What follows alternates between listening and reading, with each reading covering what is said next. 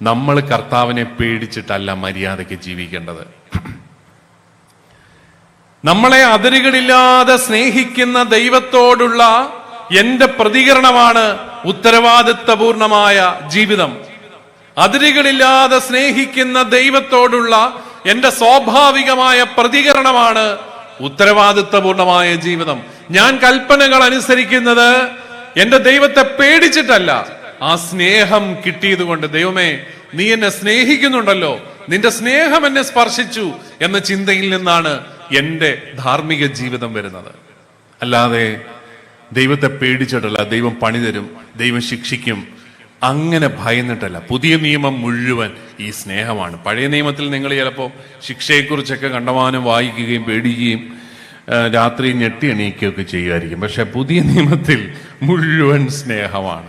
പുതിയ നിയമത്തിൽ ഇടയ്ക്കിടയ്ക്ക് കർത്താവ് വല്ലപ്പോഴും ഒക്കെ ശിക്ഷയെക്കുറിച്ച് പറഞ്ഞാലും അവസാനം അവിടുത്തെ ജീവിതം കൊണ്ട് അവിടുന്ന് ചെയ്തത് എന്താണ്? നമ്മുടെ പാപങ്ങൾക്ക് അവിടുന്ന് നമ്മളെ ശിക്ഷിച്ചോ? ഇല്ല. മറിച്ച് അവൻ എന്താണ് ചെയ്തത്? ആ പാപങ്ങളെല്ലാം ഏറ്റെടുത്ത് അവൻ കാൽവരിയിൽ സ്വയം യാഗമായി മാറി, നമ്മുടെ പാപങ്ങൾക്ക് പരിഹാരമായി മാറി. സ്ലീഹ പറയുന്നത് പോലെ നമുക്ക് വേണ്ടി അവൻ പാപമായി മാറി. പാപമല്ലാത്തവൻ നമുക്ക് വേണ്ടി പാപമായി മാറി. അതാണ് കർത്താവ്. ആ കർത്താവ് നമ്മളെ ശിക്ഷിക്കുമോ? എനിക്ക് വിശ്വാസമില്ല. ശിക്ഷിച്ചിട്ട് ശിക്ഷയെ ഭയന്നുള്ള ജീവിതമല്ല ക്രൈസ്തവ ജീവിതം, മറിച്ച് സ്നേഹത്താൽ ആകർഷിക്കപ്പെട്ട ജീവിതം. അതാണ് അതിന്റെ ശക്തി. അതുകൊണ്ടാണ് ഈ സ്നേഹത്താൽ സ്പർശിക്കപ്പെട്ടവര് ജീവിതം കർത്താവിന് സമർപ്പിക്കുന്നത്. നമ്മുടെയൊക്കെ വൈദികര്, സന്യസ്തര്, ഇവരൊക്കെ വർഷങ്ങളോളം ജീവിതം മുഴുവൻ കർത്താവിനെ ഓർത്ത് ജീവിക്കുന്നത് എന്തുകൊണ്ടാണെന്ന് ചോദിച്ചു കഴിഞ്ഞാൽ എവിടെങ്കിലുമൊക്കെ അവരെ കർത്താവിന്റെ സ്നേഹം സ്പർശിച്ചിട്ടുണ്ട്. അതിനുള്ള ഒരു പ്രത്യുത്തരമാണ്. അതുപോലെ നിങ്ങള് വലിയ ഉത്തരവാദിത്വ ബോധത്തോടെ നല്ല കുടുംബജീവിതം നയിക്കുന്നു. ബുദ്ധിമുട്ടുകളും പ്രശ്നങ്ങളും ഒക്കെ ഉണ്ടെങ്കിലും സ്നേഹത്തോടെ ജീവിക്കാൻ പരിശ്രമിക്കുന്നു. പ്രിയപ്പെട്ടവരെ, നിങ്ങളെ ഈ ദൈവത്തിന്റെ സ്നേഹം എവിടെങ്കിലും ഒക്കെ സ്പർശിച്ചിട്ടുണ്ട്. അപ്പോൾ മാത്രമാണ് ജീവിതം സമർപ്പിക്കാൻ പറ്റുക. അല്ലാതെ മര്യാദയ്ക്ക് ജീവിച്ചില്ലെങ്കിൽ ദൈവം പണി തരും, അല്ലെങ്കിൽ ദൈവം ശിക്ഷിക്കും എന്ന് പേടിച്ചിട്ടല്ല, മറിച്ച് സ്നേഹിച്ചിട്ടാണ്. നിങ്ങളൊക്കെ പള്ളിയിൽ വരുന്ന ആരെങ്കിലും പേടിച്ചിട്ടാണ്. നമ്മുടെയൊക്കെ പള്ളികളിൽ നടക്കുന്ന ഒരു വലിയ അത്ഭുതമുണ്ട്. ഇപ്പോൾ തെരഞ്ഞെടുപ്പിന്റെ കാലമാണ്. തെരഞ്ഞെടുപ്പ് നടത്തുന്നവരോട് ചോദിച്ചാൽ അറിയാം, കോടിക്കണക്കിന് രൂപയാണ് അവർക്ക് ചെലവ്. ഇത്രയും ഈ തെരഞ്ഞെടുപ്പിന്റെ ചെലവെല്ലാം കൂടെ ഇന്ത്യയിൽ അത് നേരെ ചൊവ്വേ അത് നിക്ഷേപിക്കുമായിരുന്നെങ്കിൽ നമ്മുടെ ചെറുപ്പക്കാർക്ക് മുഴുവൻ വേണം നല്ല ജോലി കൊടുക്കാമായിരുന്നു. പക്ഷേ അതെല്ലാം ഇവർ പ്രചരണം നടത്തിയും എല്ലാം കളയുകയാണ്. ഇഷ്ടംപോലെ കോടിക്കണക്കിന് രൂപ ഇപ്പോൾ ഓരോ ദിവസവും ഇങ്ങനെ പൊടിഞ്ഞുകൊണ്ടിരിക്കുകയാണ്. അവരെത്ര കഷ്ടപ്പെട്ടിട്ടായിരിക്കും 500 പേരുടെ ഒരു സമ്മേളനം സംഘടിപ്പിക്കുക, 1000 പേരുടെ ഒരു സമ്മേളനം സംഘടിപ്പിക്കുക.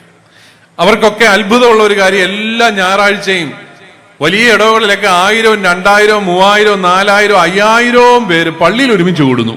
എന്താ ചെലവ്? 3 മണി അടിച്ചാൽ മതി.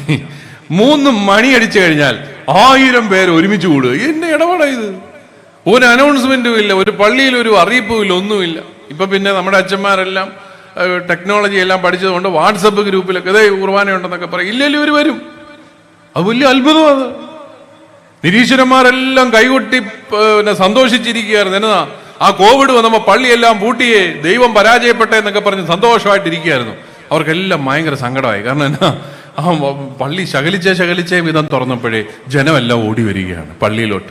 50 പേര് അനുവാദം ഉണ്ടായിരുന്നപ്പോൾ 100 പേര് വരുന്നു. ഞാനൊരു പള്ളിയിൽ ആ ഇടയ്ക്ക് പോയി 50 പേർക്ക് പള്ളിയിൽ വരാൻ അനുവാദമുള്ളൂ. ആ സമയത്ത് ഞാനൊരു കുർബാനയ്ക്ക് ചെന്നപ്പം ഞാൻ നോക്കിയപ്പോൾ പള്ളിക്കകത്ത് 50 പേര്, പുറത്തൊരു 200 പേരുണ്ട്. ഞാൻ പറയും, വിചാരിച്ച ഇത് ശരിയാകത്തില്ല, പോലീസ് എന്നെയും പിടിച്ചോണ്ട് പോകും. ഉടനെ എന്നോട് അച്ഛൻ പറഞ്ഞു, എന്റെ പിതാവേ, ഞാൻ അവരോട് പറഞ്ഞതാ. അവര് പറഞ്ഞു, അച്ഛൻ സേഫാ, അതിനാ പള്ളിക്കകത്ത് 50 അല്ലേ ഉള്ളൂ, ഞങ്ങൾ പുറത്ത് നിന്നോളാം, അതിന് ആർക്കെന്നെ പോലീസ് വന്നാൽ ഞങ്ങൾ നോക്കിക്കോളാം. കുർബാന കൊടുക്കാൻ നേരം ഞങ്ങൾക്ക് 200 പേർക്ക് കൂടെ ഒന്ന് തന്നേക്കണം. അതാണ്. ഇതെന്താണ് ഇതിന്റെ മാജിക്? എന്താണ്? ശിക്ഷയാണോ? അല്ല. പള്ളി വരണ്ടെന്ന് വിചാരിച്ചും പ്രത്യേകം പറഞ്ഞിട്ടുണ്ട്. 50 പേര് വന്നാൽ മതി, കൂടുതൽ വരണ്ടെന്ന് പറഞ്ഞിട്ടും ജനം വരുന്നത് എന്തുകൊണ്ടാണ്? സ്നേഹമാണ്. പ്രിയപ്പെട്ടവര്, സ്നേഹമാണ്. അതാണ് ക്രൈസ്തവ വിശ്വാസം മുഴുവൻ. സ്നേഹമാണ്. ശിക്ഷയെ പേടിച്ചുള്ള ഒരു ജീവിതമല്ല. അത് വലിയ സ്വാതന്ത്ര്യത്തിന്റെ ജീവിതമാണ്, വലിയ ഒരു സ്നേഹത്തിന്റെ ജീവിതമാണ്. നമ്മള് ലൂക്കായുടെ സുവിശേഷം 18-ാമത്തെ അധ്യായത്തിൽ നമ്മൾ ഇതുപോലെ തന്നെ സമാനമായ ഒരു സംഭവം കാണുന്നുണ്ട് 19-ാമത്തെ അധ്യായത്തില്. അവിടെ ആരെയാണ് നമ്മൾ കണ്ടുമുട്ടുക? അവിടെ നമ്മൾ സക്കേവൂസിനെയാണ്. സക്കേവൂസ് വെറുക്കപ്പെട്ട മനുഷ്യനാണ്, പക്ഷെ വലിയ സ്ഥാനത്തിരിക്കുന്ന മനുഷ്യനാണ്. അങ്ങനെ ഏത് സ്ഥാനമാണ്? ജില്ലാ കളക്ടറുടെ പൊസിഷനാണ് സക്കേവൂസ്. കാരണം ചുങ്കം പിരിവുകാരാണ്. ചുങ്കം എന്ന് പറഞ്ഞു കഴിഞ്ഞാൽ മോശപ്പെട്ട കാര്യമൊന്നുമല്ല, ടാക്സ് ആണ്. ടാക്സ് കളക്ടറാണ് ഇയാൾ. ഞാൻ കുഞ്ഞായിരുന്നപ്പോൾ എനിക്കൊരു വലിയ ക്യൂരിയോസിറ്റി ആയിരുന്നു, ഈ ജില്ലാ കളക്ടർമാർ എന്താണാവോ കളക്ട് ചെയ്തുകൊണ്ട് പോകുന്നത്, ഇവരെ എന്താണ് ഈ കളക്ടർ എന്ന് വിളിക്കുന്നത്? പിന്നെ ഞാൻ മനസ്സിലായത് ഇവർ കളക്ട് ചെയ്യുന്നത് ടാക്സ് ആണ്. ടാക്സ് കളക്ടർ, റവന്യൂ ആണ് അവർ കളക്ട് ചെയ്യുന്നത്. അപ്പൊ ചുങ്കം പിരിവുകാരനാണ് നമ്മുടെ സക്കേവൂസ്. ടാക്സ് കളക്ടറാണ്, വലിയ സ്ഥാനമൊക്കെ ഉണ്ട് ഇയാൾക്ക്. അങ്ങനെ ഇരിക്കെ ഇയാൾക്ക് കർത്താവിനെ കാണണമെന്ന് ഒരാഗ്രഹമാണ്. അതാണ് കർത്താവിന്റെ ഒരു കാര്യം. കർത്താവിനെ കാണണമെന്ന് ഈ ചുങ്കക്കാരന് ഒരു വലിയ ദാഹം കൊടുക്കുകയാണ്. അയാളോടി സിക്കമോർ മരത്തിന്റെ മുകളിൽ കയറി ഇരിക്കുകയാണ്. പൊക്കം കുറവായിരുന്നതിനാൽ എന്നാണ് കൂട്ടുകാരനായ ലൂക്ക എഴുതി വെക്കുന്നത്. പക്ഷേ ഏറ് പേടിച്ചും കൂടാണ്. കാരണം ഇവനെ കിട്ടുവാണെങ്കിൽ ഇരുട്ടടി കൊടുക്കാൻ തയ്യാറായിരിക്കുകയാണ് ആൾക്കാർ. കാരണം ഇവൻ യഹൂദനായിരിക്കെ യഹൂദന്മാരിൽ നിന്ന് കൊടുക്കേണ്ട നികുതിയുടെ 5-6 ഇരട്ടി കുത്തിന് പിടിച്ച് മേടിച്ചിട്ട് അതിന്റെ ഒരു ഭാഗം കൊണ്ടുപോയി റോമാക്കാർക്ക് കൊടുത്ത് ബാക്കിയുള്ളതെല്ലാം കീശയിലാക്കുന്ന വെറുക്കപ്പെട്ടവനാണ് ഈ സക്കേവൂസ്. ഇരുട്ടടി കൊടുക്കാൻ കാത്തിരിക്കുന്ന സക്കേവൂസ് അവനാ മോളിൽ കയറി ഇരിപ്പാത്തിരിക്കുകയാണ്. കർത്താവും പരിവാരങ്ങളും കൂടെ വന്നു. കർത്താവ് സിക്കമൂർ മരത്തിന്റെ താഴെ എത്തിയപ്പോൾ മോളിലോട്ട് നോക്കി. ശിഷ്യന്മാരെല്ലാരും കൂടെ പ്രാർത്ഥിക്കാൻ തുടങ്ങി, എന്നതെങ്കിലും ഇതിനകത്ത് കാണണേ. ഇന്നലെയും കൂടെ അവനൊരു മരത്തെ നോക്കി ഒന്നും കാണാഞ്ഞിട്ട് ശപിച്ചതാണ്, എന്തെങ്കിലും ഒരു ഫലം ഇവിടെ ഉണ്ടാകണേ എന്ന് പറഞ്ഞുകൊണ്ട് എല്ലാവരും കൂടെ മുകളിലോട്ട് നോക്കിയപ്പം ദോണ്ട് നമ്മുടെ ജില്ലാ കളക്ടർ ഇരിക്കുന്നു. ആഹാ, അത് ശരി, അപ്പൊ ഇവിടെ വന്നിരിക്കുക അല്ലെ. അപ്പൊ എല്ലാവർക്കും സന്തോഷമായി. എന്നാ, കർത്താവ് അവനെ പിടിച്ചു. കർത്താവ് മിടുക്കരാ, കണ്ടോ, ആ സക്കേവൂസിനെ ഇപ്പൊ ശിക്ഷിക്കും എന്നൊക്കെ പറഞ്ഞ് വലിയ കാര്യത്തിൽ കാത്തിരിക്കുകയാണ്. കർത്താവ് വന്നിട്ട് പറഞ്ഞു സക്കേവൂസിനോട് പറഞ്ഞു, സക്കേവൂസ് വേഗം ഇറങ്ങി വരിക. എല്ലാവർക്കും വലിയ സന്തോഷമായി. ഇപ്പം 2 പറയാൻ പോവാ, കേൾക്കാം. വിധിവാചകം കേൾക്കാൻ കാത്തിരുന്നവരുടെ മുമ്പിൽ കർത്താവ് എന്താ പറയുന്നത്? സക്കേവൂസ് വേഗം ഇറങ്ങി വരിക, എനിക്കിന്ന് നിന്റെ വീട്ടിൽ താമസിക്കണം. കളഞ്ഞ അല്ലേ, ഒരു പഞ്ചില്ലാത്ത ഡയലോഗായിപ്പോയി എന്ന് നമ്മുടെ പിള്ളേര് പറയും. കിട്ടിയതല്ലേ, 2 കാച്ചണ്ടേ. അവൻ ജീവിതത്തിൽ ചുങ്കം പിരിക്കാത്ത രീതിയിൽ 2 അങ്ങോട്ട് കൊടുക്കണ്ടേ. അതിന് പകരം പറയുക, നമുക്ക് ഫുഡടിക്കാം, ഇതൊക്കെയാണ് പറയുന്നത്, ഇങ്ങനെയൊക്കെയാണ് പറയുന്നത്. കർത്താവ് എന്നൊക്കെ പറഞ്ഞാൽ രണ്ട് അല്ലേ, ഒരു ഡിസിപ്ലിനൊക്കെ വേണ്ടേ കർത്താവിന്. നമുക്കത് അങ്ങോട്ട് ഇഷ്ടപ്പെടത്തില്ല. കാരണം നമ്മൾ ശിക്ഷയുടെ ആശാന്മാരും ആശാട്ടികളും. ശിക്ഷ കൊടുത്താലേ കാര്യമുള്ളൂ എന്ന് പറഞ്ഞുകൊണ്ടിരിക്കുകയാണ്. കർത്താവ് സക്കേവൂസിന്റെ വീട്ടിൽ പോയി നല്ല ഭക്ഷണം കഴിയും. കർത്താവിന് പിന്നെ ഭോജനപ്രിയൻ എന്നൊക്കെ ദുഷ്പേരുണ്ട് പണ്ടേ. പിന്നെ ശിഷ്യന്മാർക്ക് പറയുകയും വേണ്ട, അവർക്ക് വിശപ്പിന്റെ അസുഖമുള്ള മനുഷ്യരാണ്. അവർക്ക് ഫുഡ് കണ്ടു കഴിഞ്ഞാൽ, ഫുഡ് കണ്ടില്ലേലും അവരുള്ളതെല്ലാം പറിച്ച് തിന്നുന്ന പാർട്ടികളാണ്, പോകുന്ന വഴിക്കല്ല. നാണക്കേടുണ്ടാക്കുന്ന ആൾക്കാരാണ് ശിഷ്യന്മാർ. അവരും ഇരുന്ന് കഴിപ്പോട് കഴിപ്പ്, എല്ലാവരും ഇരുന്ന് കഴിക്കുകയാണ്. ഒരാൾക്ക് മാത്രം വിശപ്പില്ല. ആർക്കാണത്? സക്കേവൂസ് ഇറങ്ങി എഴുന്നേറ്റിട്ട് പറയുന്ന എന്താണ്? കർത്താവേ, ഇതാ എന്റെ സ്വത്തിൽ പകുതി ഞാൻ ദരിദ്രർക്ക് കൊടുക്കുന്നു. ആരുടെയെങ്കിലും വക വഞ്ചിച്ചെടുത്തിട്ടുണ്ടെങ്കിൽ 4 ഇരട്ടിയായി തിരിച്ചു കൊടുക്കും. എന്റെ സക്കേവൂസെ, നിന്നോട് ആരാ പറഞ്ഞ ഇതൊക്കെ കൊടുക്കാൻ? അല്ല, എന്നോട് ആരും പറഞ്ഞില്ല, പക്ഷെ എനിക്ക് കൊടുക്കണം. കാരണം എന്താണ്? നിന്റെ സ്നേഹം എന്നെ സ്പർശിച്ചു. നിന്റെ അഗാധമായ കാരുണ്യം എന്നെ സ്പർശിച്ചു. നീ എന്നെ ശിക്ഷിക്കുമെന്ന് ഞാൻ കരുതി, പക്ഷേ നീ എന്നോട് വലിയ സൗഹൃദവും സ്നേഹവും കാട്ടി. അതുകൊണ്ട് നിന്റെ അഗാധമായ സ്നേഹം എന്നെ സ്പർശിച്ചു. അതുകൊണ്ട് എനിക്കിനി പഴയ പോലെ ജീവിക്കാൻ പറ്റത്തില്ല. ഞാൻ എപ്പോഴും ഓർക്കും, ഈ ഈശോ സക്കേവൂസിനെ വഴക്ക് പറഞ്ഞിരുന്നെങ്കിൽ സക്കേവൂസ് തിരിച്ചു കൊടുത്തേനെ. ആ മേടിച്ചതൊക്കെ അങ്ങ് തിരിച്ചു കൊടുത്താൻ. ഇതങ്ങനല്ല, 4 ഇരട്ടിയായിട്ട് തിരികെ കൊടുത്തു. അതാണ് കർത്താവ്. എന്നാ ചെയ്തു? ഒന്നും ചെയ്തില്ല. കൂടെ പോയിരുന്ന് ഭക്ഷണം കഴിച്ചു, ഇത്രയേ ഉള്ളൂ.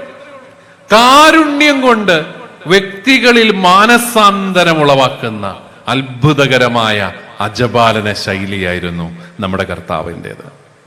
കണ്ടുമുട്ടുന്ന വ്യക്തികളിൽ നിന്ന് 1ന് 4 ഇരട്ടിയായിട്ട് നന്മ പുറത്തെടുക്കുന്ന അത്ഭുതകരമായ അജപാലന ശൈലിയായിരുന്നു കർത്താവിൻ്റെത്. ഒന്നിന് 4 ഇരട്ടിയായിട്ട്. ഇതേ കണ്ടില്ലേ, ഞാൻ വാഞ്ചിച്ചെടുത്തിട്ടുണ്ടെങ്കിൽ 4 ഇരട്ടിയായിട്ട് കൊടുത്തേക്കാതാണ് പറഞ്ഞത്. ഈ മനുഷ്യരെ എല്ലാം കർത്താവ് കണ്ടപ്പോൾ അവരെയൊക്കെ അവരിൽ അവിടുന്ന് കണ്ടത് അവരുടെ കുറവുകളല്ല, അവരുടെ സാധ്യതകളാണ്. സക്കേവൂസ് കർത്താവിന്റെ ശിഷ്യനായിരുന്നിരിക്കണം. ഏതായാലും പാപിനിയായ സ്ത്രീ അവൾ കർത്താവിന്റെ പ്രഘോഷകയായിട്ട് മാറി, അവൾ കർത്താവിന്റെ ശിഷ്യയായിട്ട് മാറി. അവളും മഗ്ദലന മറിയവും ഒക്കെ ഒരു ആളാണെന്ന് നമ്മളങ്ങ് പറഞ്ഞാൽ ബൈബിൾ പണ്ഡിതന്മാരൊന്നും എന്നോട് യോജിക്കത്തില്ല. എന്നാലും രണ്ടുപേരും കൂടെ ഒക്കെ ഒന്ന് കൂട്ടി ഏതാണ്ട് സ്വഭാവമൊക്കെ ഏതാണ്ട് ഒരുപോലെ ആയതുകൊണ്ട് രണ്ടും കൂടെ ഒരാളാണെന്ന് കരുതിയാൽ ഈ ആളിൽ നിന്നാണ് കർത്താവ് 7 പിശാചുക്കളെ പുറത്താക്കിയത്. അവളാണ് കർത്താവിന്റെ ഉത്ഥാനത്തിന്റെ പ്രഥമ സാക്ഷി. പ്രിയപ്പെട്ടവരെ, ഈശോ നമ്മളെല്ലാവരും പാപിനിയായ സ്ത്രീയിൽ കണ്ടത് അവളുടെ പാപങ്ങളാണ്. ഇവളെയൊന്നും പള്ളി കയറ്റാൻ കൊള്ളത്തില്ല, പള്ളി പോയിട്ട് വീട്ടിൽ കയറ്റാൻ കൊള്ളത്തില്ല. അവളെ നമ്മുടെ മാതൃവേദി അംഗമാക്കാൻ പറ്റുമോ? ഒരിക്കലും ഇല്ല. പ്രസിഡന്റ് ആക്കാൻ ഒരിക്കലും പാടില്ല. അങ്ങനെയുള്ളവളാണ് അവള്. അവള് ശരിയല്ല, അവള് കൊള്ളുകയല്ല, അവളുടെ ചരിത്രം ശരിയല്ല, അവള് പാപം ചെയ്തവളാണ്, അവൾ കുറവുകളുള്ളവനാണ്. നമ്മൾ അവളുടെ കുറവുകളാണ് കാണുന്നതെങ്കിൽ ഈശോ തന്റെ ഉത്ഥാനത്തിന്റെ പ്രഥമ സാക്ഷിയാകാനുള്ള അവളിലെ സാധ്യതയാണ് കണ്ടത്. ഇതാണ് നമ്മളും കർത്താവും തമ്മിലുള്ള കാഴ്ചപ്പാടിന്റെ വ്യത്യാസം.